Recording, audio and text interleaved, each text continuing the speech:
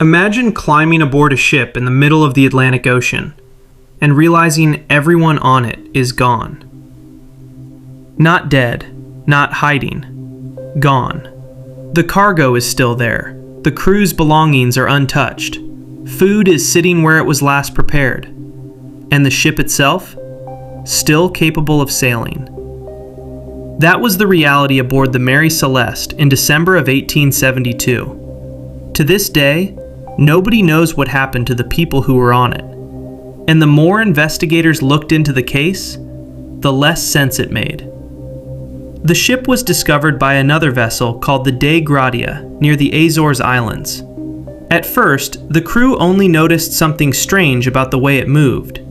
Its sails were awkwardly set. The ship drifted unevenly, almost like someone had left in the middle of trying to control it. Then they realized nobody was on deck. Now, abandoned ships weren't unheard of in the 1800s. Storms could wipe crews out. Disease spread quickly. Mutinies happened. But as the Dei Gratia got closer, something immediately felt wrong. Because the Mary Celeste didn't look destroyed. It didn't look like a ship that had survived catastrophe. It looked active, like people should still be there. A boarding party was sent across, and the moment they stepped onto the deck, the mystery began. No captain, no crew, no passengers. But what they did find was somehow worse, because almost everything important was still on board. The crew's clothes remained packed away. Personal belongings were untouched. Valuable items hadn't been stolen. The cargo, over 1,700 barrels of industrial alcohol, was still sitting in the hold. Even stranger, there was evidence the ship had been occupied recently. Food preparation had been interrupted. Equipment remained where it was last used. It didn't feel abandoned. It felt paused. And then came the detail that changed everything. The ship's lifeboat was missing. So were the navigation instruments. Meaning one thing became immediately clear. The people aboard the Mary Celeste had not simply vanished accidentally. They had left the ship intentionally. But why would anyone do that? That question has haunted this case for more than 150 years. Because the Mary Celeste was still seaworthy when it was found. There was some water in the hold, yes, but not nearly enough to sink it. One pump wasn't functioning correctly, but the vessel itself was perfectly capable of continuing the journey. So what could possibly convince an experienced captain to abandon his ship in the middle of the Atlantic Ocean, especially with his wife and 2-year-old daughter on board? Because this wasn't just a cargo crew. The captain of the Mary Celeste, Benjamin Briggs, had brought his family with him. And Briggs wasn't known as reckless. In fact, nearly everyone who knew him described him as intelligent, cautious, deeply religious, and experienced at sea. The kind of man who wouldn't panic easily. Which makes what happened next even harder to explain.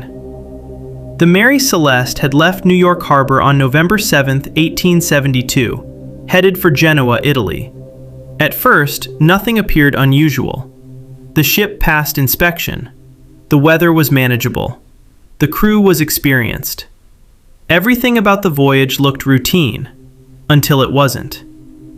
The final entry in the ship's log was dated November 25th. After that, nothing. No explanation. No distress call. No confirmed sighting of the crew again.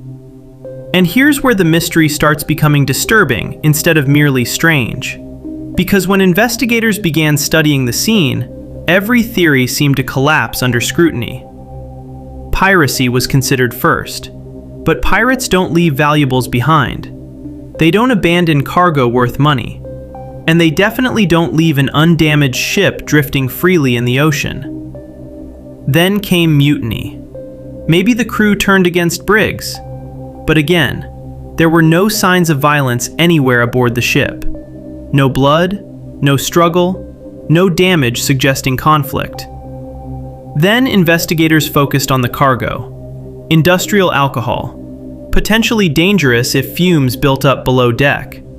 And some barrels were later discovered to be leaking. So maybe Briggs feared an explosion.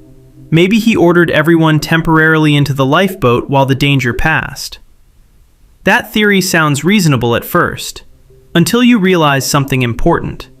There was no evidence of an explosion, no scorching, no fire damage, nothing burned. And yet, something convinced everyone on board that leaving the ship was safer than staying on it. Think about that. Middle of the Atlantic Ocean, cold water, unpredictable weather, a tiny lifeboat, and somehow, that felt like the better option. Which raises the real question. What did they think was about to happen aboard the Mary Celeste? Because people do not abandon a functioning ship without fear. And whatever frightened them enough to leave was never found.